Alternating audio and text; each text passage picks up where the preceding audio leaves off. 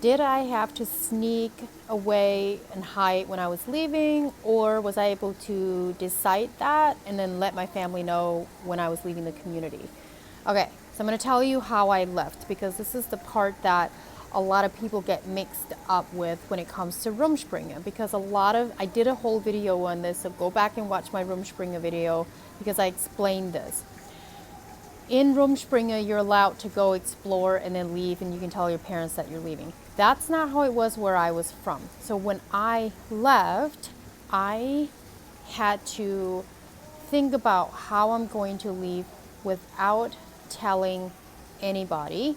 I didn't tell a single soul, didn't tell my parents, my siblings, nobody. I thought about it, but I didn't. So for a few years leading up to it, I did the last video I did, I talked about how my twin and I ran away at the age of 17 and then went back. And then 2 years later is when I left.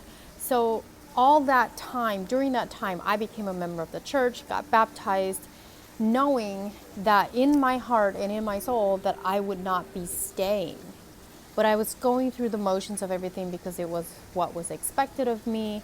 And I really just didn't know how I would be able to leave. How was I going to be able to leave? Where would I go? How would I support myself? So I was a member of the church for 6 months. And at that point in time, I was also dating a guy from New York. And at the specific day that I left, I was actually working at my oldest sister's house as a hired maid because she just had a baby. And so I was there to help out. Now, mind you, I was a troublemaker. So I was always getting in trouble, but I was very strategic about it. So my boyfriend and I, because we did not have cell phones or any kind of phones or anything like that, we would write letters to each other. And it was my turn to go deliver a letter to the mailbox to him. And so on this specific day, I walked to the mailbox to the top of the hill to put my letter in the mailbox. And when I opened the mailbox, there's a note in there that had my name on it, and it said owner only, no address. And I knew right away that this was the handwriting of my boyfriend. And I thought, how the heck did a note get in this mailbox without an address? And there's only one way that could have happened. He's in Ohio. And so I opened up the note, and he said on the note, my sister and I and her boyfriend left the Amish. We drove down from New York yesterday with a mutual friend of ours, and we left. If you want to come, we will come by tonight, 10 p.m., pick you up, and you can leave too. If you don't want to come, I'll come by later at another time and we can talk about it. Now, mind you, we had never talked about leaving together, ever. Never had a conversation, didn't even know he was thinking about it. But it took me 2 seconds, and I snapped my fingers and I said, I'm leaving. Because I was already in that headspace of like, I'm going to leave at some point. I just don't know how, when, and where. And this was my way out. This was noon. I had the rest of the day to figure out, how am I going to leave? Do I tell someone?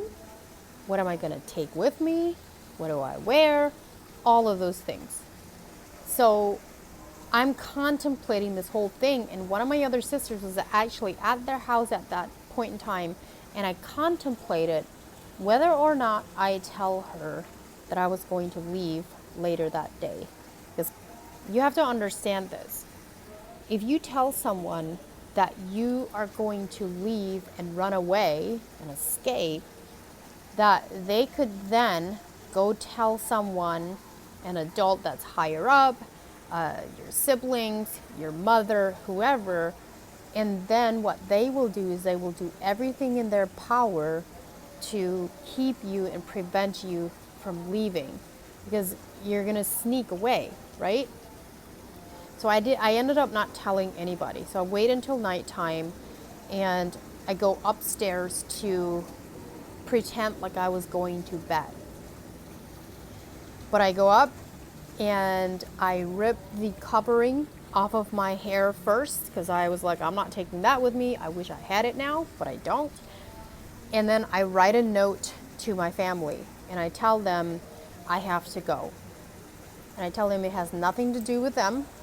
This is my choice and my decision, but I have to go. And when I really think about it now, I'm like, wow, I'm really surprised about the words that I put on that note, because I realized at that point in time that I'm not blaming anybody else for my decision.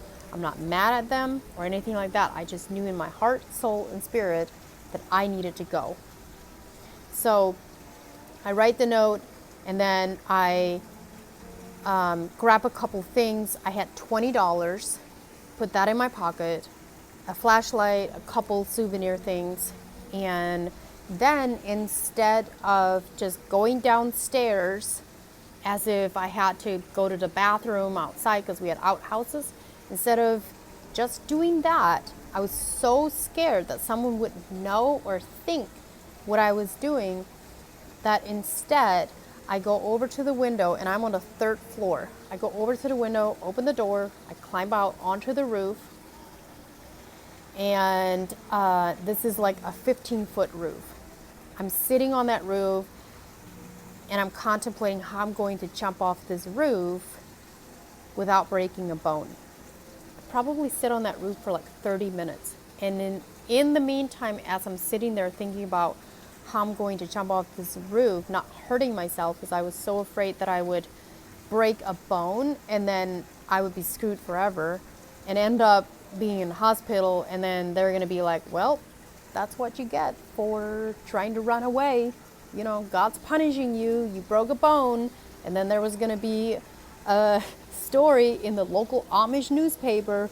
Lizzie tried to run away, and look at what happened to her now. That's her punishment. That's literally what I was thinking. Also, I'm thinking, I may never see my family again. I know that. I may never be at a family gathering, may not be at any weddings, which my twin sister got married 6 months later. I've talked about this, and I knew at that point in time that I may never be at any of those things.